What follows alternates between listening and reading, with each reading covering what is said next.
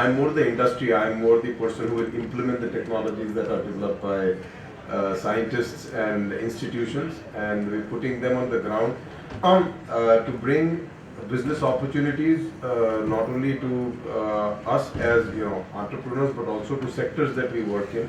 And here in particular we're talking about the sugar industry. So it's a very interesting industry, and we believe there can be some very good business cases that can come out of the entire hydrogen ecosystem. I'm just speaking hydrogen as an ecosystem. Of course, it includes a lot of other molecules that have been spoken about by the earlier speakers. We always go with this tagline in Hindi or Marathi. We say "Sakretun urja, urjetun unnati." That's what the sugar is capable of doing. A sugar factory need necessarily be a refinery, and by the way, they should also produce sugar. That's what we believe in, and that way you could get more money for the buck as well. So I'm going to run through these slides. These are more about the work that we do at H2E. That's my company. We are a Pune-based company building electrolyzers and fuel cells and the entire hydrogen ecosystem, so to say.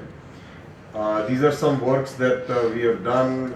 We put together the first green hydrogen plant in India in 2022, and I think we've put the first green hydrogen plant for the sugar industry also at VSI, which is at display here. You can always go and see what we are talking about in terms of hydrogen production and also running a microgrid. I think Dr. Lele spoke about opportunities in areas like the Nicobar Islands, and that's the hydrogen microgrid that we have also developed.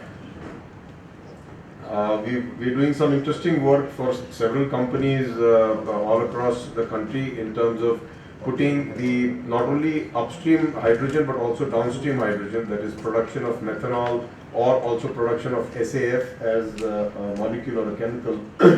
Professor Yadav, I'd be very happy to announce this today. I mean, this new development at our end.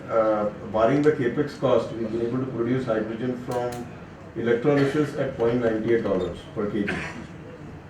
The capex, of course, is coming down, so capex will add up to some more money, but we are very close to that number, in terms of getting it to a $2 or somewhere in that region. And coupled with biogas and or the bio waste, we are a big believer that it has to be a hybridized system. So you take the electrolysis route as well as the bio route, and both of them work very well together. If you combine it also with, we combine it with the solid oxide combined heat power system. You put all of these elements together, and that's where you can beat fossil, or that's where you can make a lot of business sense out of what we're trying to do.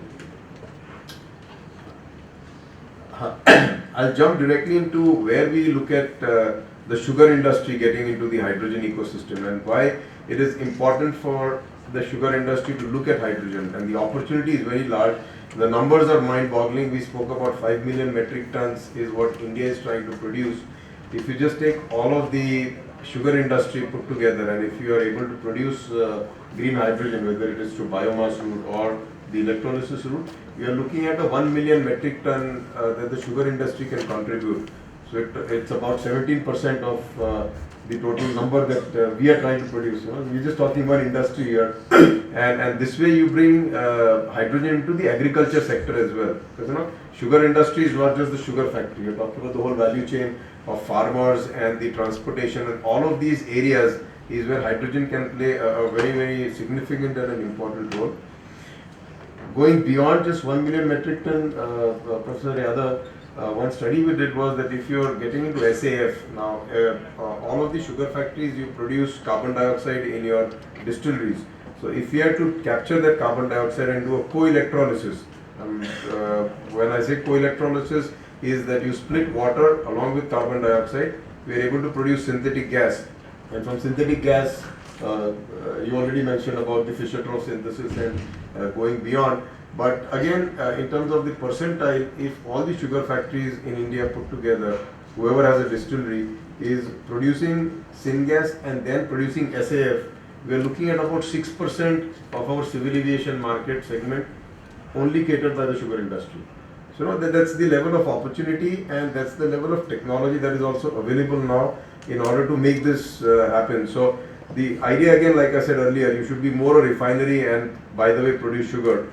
So with these you will be able to produce high value molecules which will make you financially viable, and we are talking financial viability even on the high capex that we have today already with a 4-year ROI. We're definitely moving into a space where it will be about a 3.5 year ROI on things. So in the sugar industry, we basically look at microgrids where we can take care of your energy needs. I think most of the sugar factories need about 12 to 20 megawatt of energy, and using hydrogen or using bio waste. So using either biogas or hydrogen and a fuel cell on a CHP basis, that is combined heat and power basis, we'll be able to provide you electricity, we'll be able to provide you with heat. And we are talking heat at about 600-650 degrees Celsius, which becomes very good and usable heat for the process of making sugar. So these microgrids these are the future of the world, because the days of having a large 10,000 megawatt plant as against having smaller plants where your transmission losses are near zero, you really can add a lot of value to things, and every sugar factory that way can become energy independent. Today, obviously, you're producing energy, you're doing cogen, and you're selling it to the grid under PPAs. But I'm sure the PPAs are not going to be as attractive as they were in the past. We are all talking about 2 rupees, 3 rupees per kilowatt hour now. So therefore, these microgrids play an important role.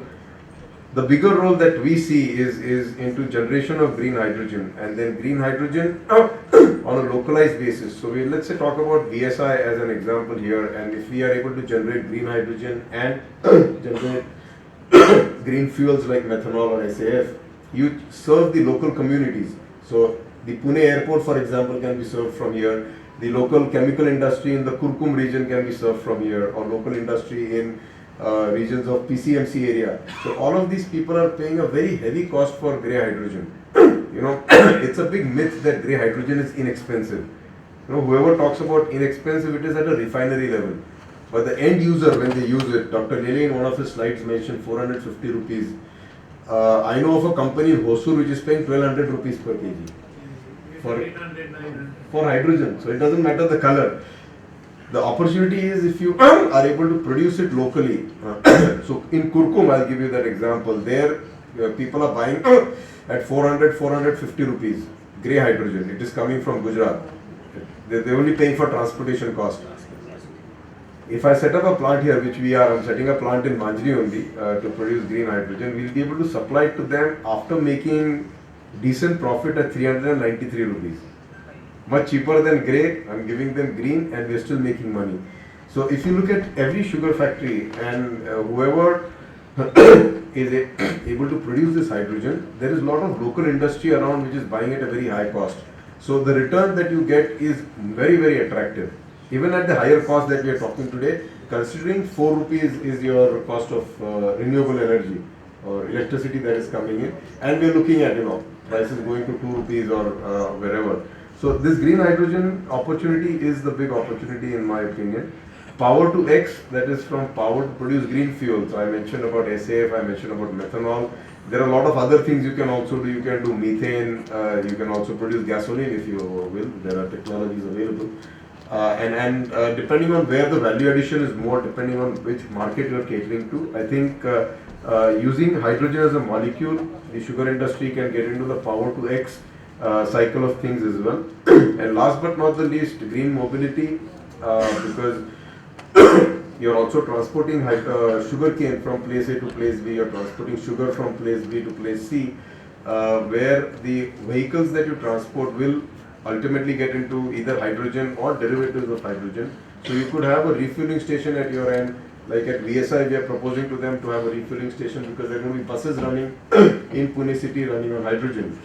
Produced from waste or produced from the electrolysis route. That is a bigger opportunity. And getting into the geopolitics of things, it is very interesting.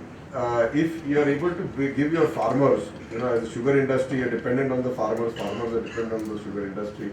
So you produce the hydrogen or produce the gas and give it to the farmers who run microgrids running on these fuels. So there is interdependency. That also takes care of your supply side, and their supply side as well. So they get 24/7 power. They'll be able to give you cane at a good price, and you give them the gas. So that it becomes a good opportunity also on the microgrid side. These are again hydrogen generation technologies. I will not get into the different technologies that are available, but these are commercially proven technologies. And today, if you talk about technology, these technologies are on the ground. So they are no longer technologies coming out of China or technologies coming out of Europe. These are all localized technologies. And happy to say, Professor Yadav, yesterday we won the PLI for electrolyzer manufacturing under the Indian technology bucket, not the foreign technology bucket. So we are producing technologies here, we are going to manufacture here, and therefore we will be able to give a good price, make it more sustainable. That's where the technology is moving. That is the microgrid that you see. It is there at the exhibition stall, and I would encourage all of you to please go and see that, and also provide us with comments on what more we can do, so that we will be able to improve the product that we give to the sugar industry, and with inputs maybe we will be able to innovate something. The benefits that we see to the sugar industries is alternate revenue streams. I hate the word alternate. This can become the principal revenue stream. Sugar can be the alternate stream. Suitable and economical integration in the existing system. All of your machines that are there today, they all can be integrated with this, either your production cycle or the distribution cycle. When you produce hydrogen, and I mentioned about the CHP systems to produce energy and also to produce heat. So all of these get integrated into that grid where you get more value, and of course all of this will be green. So that's the icing on the cake, and there are carbon credits that are coming in. I believe people 10 years from today will make more money out of just carbon credits than producing anything, because the Europeans or the Western world have done a lot of crime, so they have to pay for their guilt, and therefore the carbon credit becomes a bigger market for us. SAF is again a high value product. It really is, and the Honorable Minister, when he visited our stall today, I mentioned to him about SAF, and he said that this sagat moti opportunity hai. That was his words, and it definitely is, because we as a world consume 100 billion gallons of aviation fuel in the civil aviation sector. We are not getting into the defense side, and we are talking about at least 10% to be replaced by SAF in the next 10 years. So the opportunity is 10 billion gallons on a worldwide basis. So it is big. Other than SAF, syngas has its opportunity in itself, and again India is the biggest in sugar.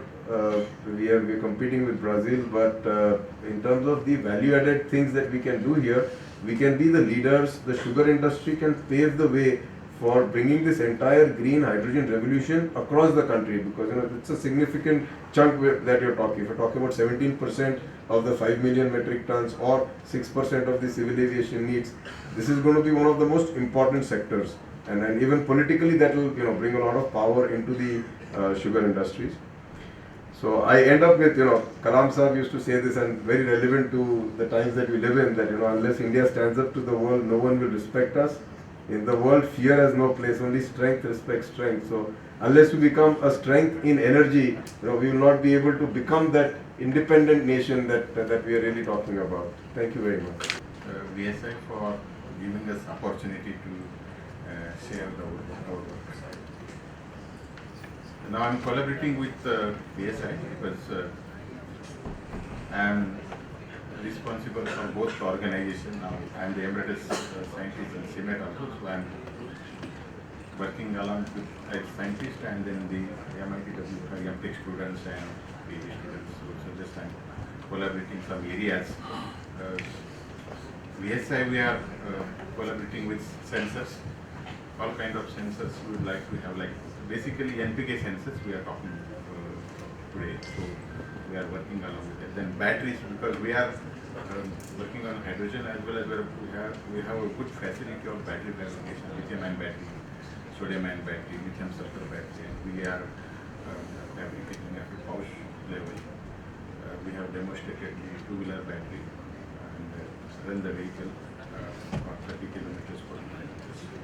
So, and all the materials have been indigenized in batteries. So one of the good material, like one of the anode material is carbon. Generally we use carbon, graphite as a cathode and anode. So we are collaborating with VSI whether we can make carbon out of their sugar waste. So that work is going on. Some of the good results we have achieved, but I don't want to. You say energy generation and energy storage. So both the applications we are working with. And we are in the quantum materials, quantum technologies now, because quantum materials are future technologies, materials which is required for the quantum technology, as well as photonics. So all this we are collaborating with our MIT-WPU for when its part is the materials and another part is the devices. So both quantum sensors, which also useful for agriculture applications. So considering this, today my focus will be only on hydrogen for the photocatalytic process, the water splitting, as well as H2 splitting. Because we have now see all speakers already talk about biomass and other processes. So my today's talk is only on focus on photocatalytic process, which is using renewable energy source like sunlight. Apart from them, using our nanotechnology, how we can improve the hydrogen evolution in this case. So though we work on so many other processes like the thermal process as well as biomass degradation, all these we work like one of the process now we have hydrogen from e-waste. So that project is going on in Hyderabad. So we are producing some catalysts there in between in e-waste degradation where we get more hydrogen as compared to CO and CO. Most of the catalysts we use are, I will not go details about this hydrogen because we work for fuel cell and other things. These are the processes. We also work on steam reforming method because we have a nanostructure group.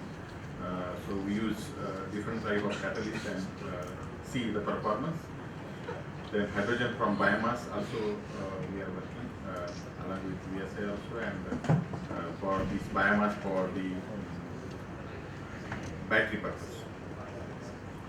So there is in the electrolysis of water we have a project that using the solar light solar module we can give the energy to the electrolyzer and produce the hydrogen. This is a project required for Leh and Ladakh because there hydrogen and oxygen is very important there.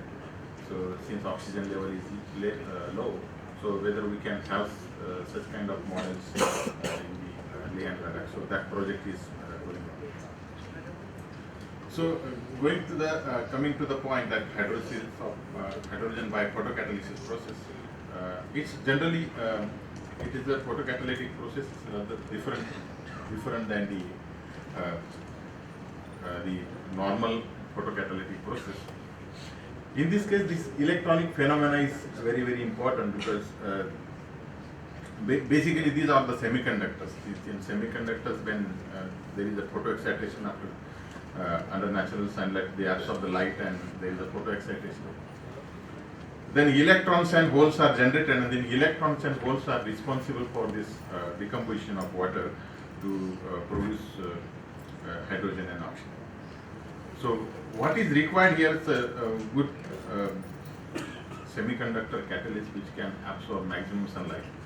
So its band gap within visible region so that it can absorb visible light and produce more charge carriers like electrons and holes, so that we can increase the efficiency of hydrogen production. So it is actually auto hydrogen and oxidation and hydrogen reduction process. So this is a very simple process. You can see here, it's a normal process. Simple at room temperature. We are taking water and with some at certain pH and our photocatalyst. This photocatalyst will absorb the sunlight and produce electrons and holes, and these electrons and holes are responsible for the hydrogen production. So this is a very actually this is a catalyst dependent reaction. So the key factor is how we can produce a very stable catalyst which can be utilized for many times. So there are sulfide semiconductors, oxide semiconductors, and nanostructuring of these materials also very, very important, because that enhances the catalytic activity. Another source we are looking for with H2S, because a lot of H2S is generated in refineries. Almost 8 to 10% H2S is generated in the refineries. Whether we can utilize this H2S, because now we are utilizing for the Claus process where sulfur is oxidized and we get liquid sulfur, and H2S is oxidized, we get H2 and sulfur, liquid sulfur, and liquid sulfur is used for fertilizer. But in our case, we can split the H2S into hydrogen and sulfur. This colloidal sulfur you get, this colloidal sulfur is a very active colloidal sulfur. We can use for as a fertilizer as well as in the pharmaceutical, because they need a lot of sulfur. So this can be reactive sulfur is utilized for. So this is a mechanism where I will not go details on this, because what is the requirement is now the criteria for ideal photocatalysis. It should be inexpensive, high chemical stability, absorption in visible region, because it's very, very important. If you want to run the catalyst in natural sunlight, then your band gap or your absorption of the catalyst should be in 400 to 800 degrees centigrade, 800 to nanometer, and stable towards the photoconductor. So these are the important factors for this photocatalyst. So our team is working on all these factors and producing the nanostructure catalyst. So we are more focusing on oxide photocatalysts because they are the stable catalyst and chemically stable as well as thermally stable. So modification of oxide semiconductors is very important. That we are doing it, and we are tuning the band gap between 2.2 electron volts to almost 2.8 electron volts. So that maximum means you can say the 400 to 800 nanometers range we are covering in these materials. So what are the modifications we are doing, like anion doping, then some transition metal doping also you are there. Then some noble metals loading we do, because then we can have the fast electron transfer on the surface, so that there is a separation of electron holes will be faster and reaction will be much faster. Then nanostructuring of semiconductors is very, very important. When you nanostructure the semiconductor, the surface area increases, and then you get almost 20 to 30% more hydrogen evolution in this case. Then anion doping expand the photon response into visible region, because what is this doping is essential, because this doping will bring the photocatalyst, this catalyst into the visible